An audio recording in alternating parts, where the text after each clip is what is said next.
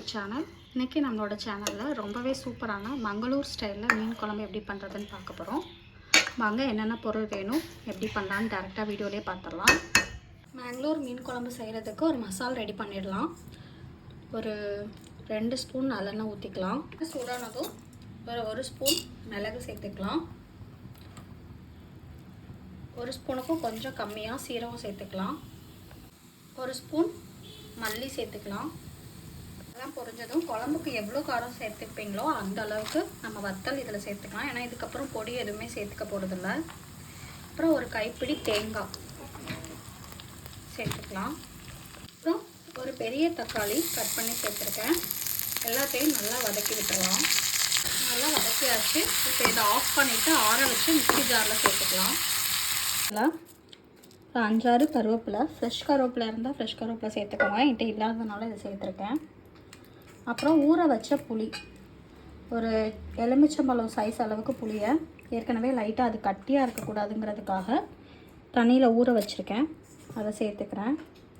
கொட்டை எதுவுமே இல்லாமல் பார்த்து சேர்த்துக்கோங்க. இப்போ இதை எல்லாத்தையுமே நம்ம அரைச்சிடலாம். மசாலா நல்லா மையாக அரைச்சாச்சு. வாங்க இப்போ எப்படி குழம்பு பண்ணுறதுன்னு பார்த்துடலாம். ஒரு கடாய் அடுப்பில் வச்சுட்டு ஒரு 2லேருந்து ஒரு 3 ஸ்பூன் நல்லெண்ணெய் விட்டுக்கலாம்.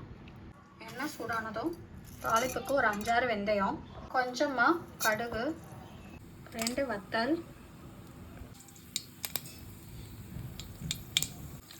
ஒரு 10 பல்லு பூண்டு, ஒரு 10-15 சின்ன வெங்காயம்,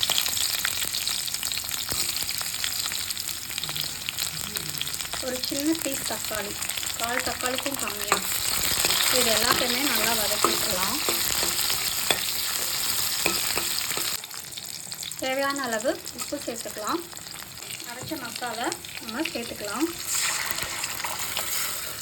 கொஞ்சம் தண்ணி ஊற்றி நம்ம கழுவி ஊற்றிக்கலாம். தேவையான அளவு தண்ணி சேர்த்தாச்சு.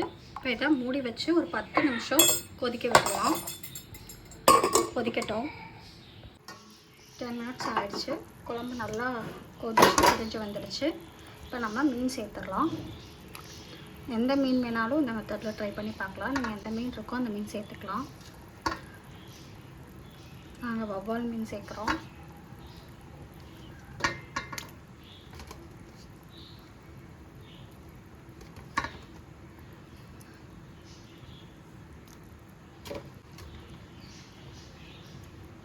நல்லா உப்பு போட்டு 2-3 எவ்வளோ தடவை கழுவுனா உங்களுக்கு திருப்தியாக இருக்குமோ அவ்வளோ தடவை நீங்கள் மீன் கழுவிக்கலாம். இதை நல்லா லைட்டாக மிக்ஸ் பண்ணி விட்டுட்டு ஒரு 2 நிமிஷம் கொதிக்க வச்சிடலாம். 2 நிமிஷம் போதும், அதுக்கு மேலே கொதிக்க வேண்டாம். அவ்வளோதான், நம்மளோட சூப்பரான மங்களூர் மீன் குழம்பு ரெடி ஆகிடுச்சு. நம்ம ஸ்டவ்வை ஆஃப் பண்ணிடலாம். கண்டிப்பாக இது உங்களுக்கு ரொம்ப பிடிக்கும். டேஸ்ட்டும் ரொம்ப டிஃப்ரெண்ட்டாக இருக்கும். ட்ரை பண்ணி பாருங்கள்.